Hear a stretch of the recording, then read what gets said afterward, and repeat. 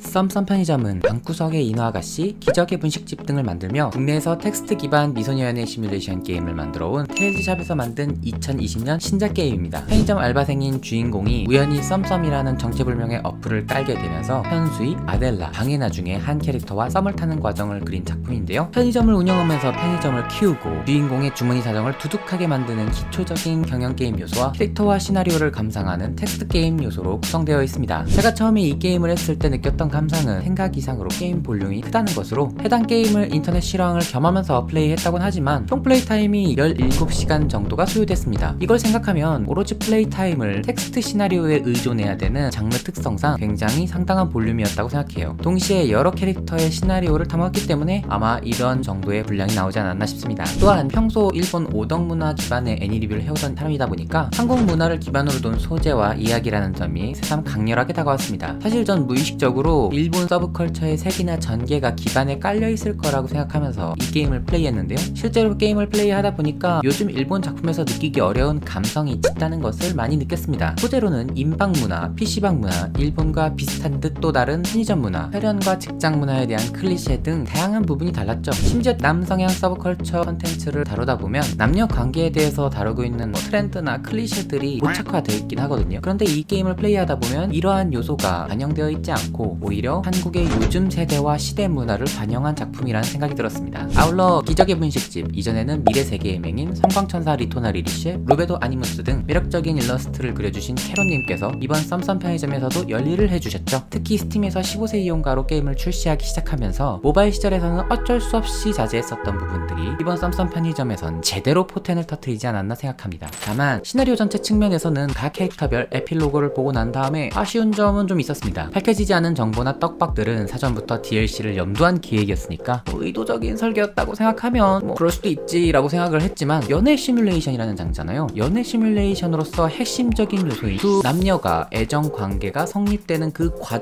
과정조차도 불완전한 상태로 게임이 마무리되는 건 약간 미완의 게임이라는 인상이 들 때가 있어서 이 부분은 많이 아쉬웠습니다. 어떤 의미에서는 다음에 나올 컨텐츠를 기대하게 만드는 요소이지만 반대로 한 작품에서 느낄 수 있는 카타르시스가 희생된 측면도 있기 때문이죠. 그리고 다수의 히로인이 등장하는 게임에서 한 히로인 루트에서 다른 히로인이 깊게 관여하는 것은 보통 지양하는 편입니다. 왜냐하면 그 방법을 쓰면 시나리오를 다양한 전개 그리고 깊이감을 줄 수 있다라는 장점은 있지만 당연히 남녀 단둘의 시나리오보다 난이도가 굉장히 높아지기 때문이죠. 가령 다른 루트에서 등장해서 한 행적이 해당 히로인의 본인 루트에서 캐릭터 붕괴를 일으킬 수도 있고요. 그걸 막기 위해선 일관된 캐릭터성을 유지하면서 다양한 시나리오를 써야 하지만 당연히 어려운 일이죠. 플레이어 입장에서도 자신이 원하는 히로인과 잘 되고 싶다는 마음에서 그 선택한 히로인 루트를 진행하고 있는데 다른 히로인이 등장해서 갈등 요소로 작용하게 되면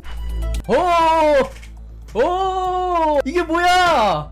플레이어 입장에서 또 반감을 가지게 될 수밖에 없습니다. 미소녀 연예인 시뮬레이션이라는 게 뭡니까? 미소녀들이 매력적으로 그려져서 연애를 하는 과정 자체를 즐길 수 있게 만드는 컨텐츠잖아요. 모든 히로인이 플레이어에게 매력적으로 보여도 아쉬운 마당에 이렇게 게임을 플레이하다가 부정적인 감정이 생길 요인이 발생한다는 건 미연시라는 장르에서 굉장히 치명적인 피드백이라고 생각합니다. 물론 이것도 굉장히 좋은 시나리오를 써서 소위 말하는 호감을 주는 악역으로 활약하게 된다면 충분히 커버 가능한 일이지만 이게 당연히 쉬운 일이 아니라는 건 다양한 덕질을 해본 사람들이라면 아시겠죠. 그리고 그런 어려운 길을 선택했던 이 작품이 이 모든 어려운 요소를 100% 수행했느냐고 하면 그 부분은 아니지 않았나. 아니면 술 마시고 싸웠던가!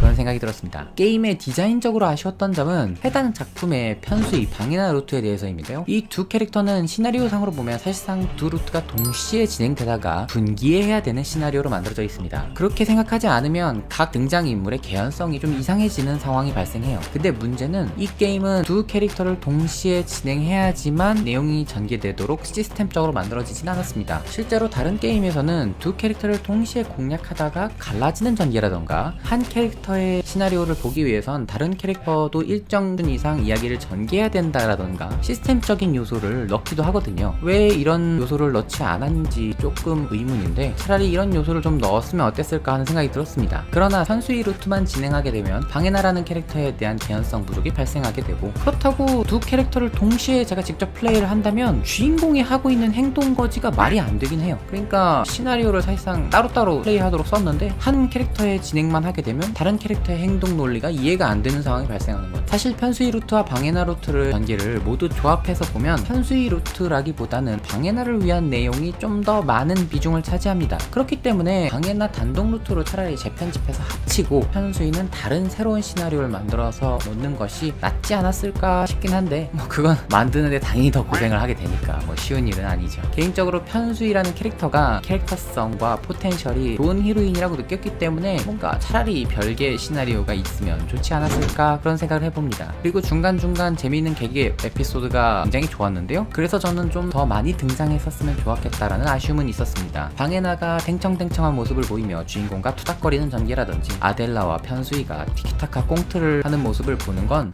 야, 마이 홈이라 생각하고 편하게 있어 보이. 벨라야, 내 집이야. 방금 편수이 목소리 개 해탈했다.